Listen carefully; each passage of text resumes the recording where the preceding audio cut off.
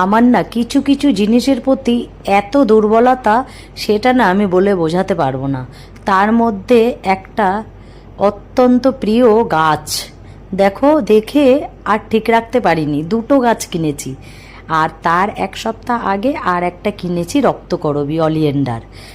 আর লেবু নিয়ে এসছি দুটো, একটা হচ্ছে গন্ধরাজ আর একটা পাতি বা কাগজি, আমি সঠিক বলতে পারবো না, দোকান থেকেও দাদা ঠিক মতো বলতে পারিনি। যাই হোক, আমার মনে হচ্ছে যথাসম্ভব এটা পাতি লেবুই হবে।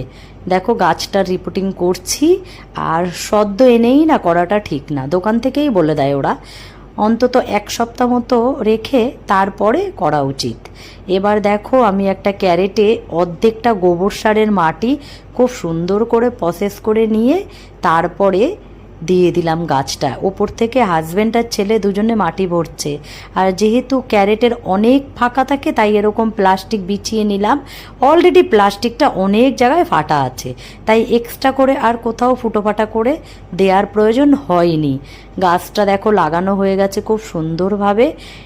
এখন শুধু আশায় থাকবো কবে লেবু ধরবে আর লেবুগুলো দেখব। সত্যি কথা বলতে কি, দেখতে না ভীষণ ভালো লাগে, আর ফুল ফল গাছে বেশি শোভা পায়। তারপরে যদি অতিরিক্ত পরিমাণে হয় তখন একটা দুটো ছিঁড়ে খাওয়া যেতেই পারে। গাছে ভালো করে জলটা দিলাম বসার জন্য সুন্দরভাবে। আর সন্ধ্যার দিকে লাগিয়েছি। দেখো, অলিয়েন্ডার করবী যেটা, সেটা না আমি লাগিয়েছিলাম একটা বস্তাতে। প্রথমে তো ওদের যে প্লাস্টিকের ভেতরে থাকে কদিন রেখে দিয়েছি, 8 থেকে 10 দিন।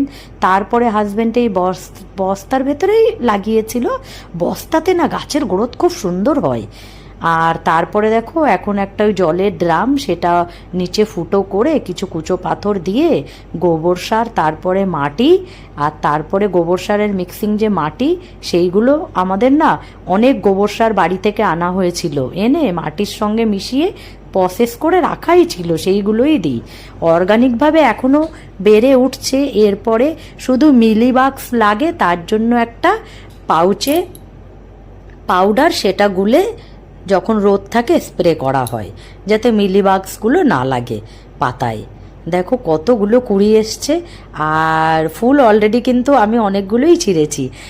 আর একটা ভিডিওতে দেখলাম যে কৃষ্ণ বালগোপাল, আমাদের লাড্ডু গোপাল বা বালগোপালের প্রিয় ফুল নাকি করবী। ওয়াও, সত্যি খুব সুন্দর। আমি তো পুজো করি, এবার গাছের ফুল একটা দুটো তুলে আমি আমার লাড্ডু গোপালকে দিতে পারবো। তোমরা জানিও কেমন লাগে।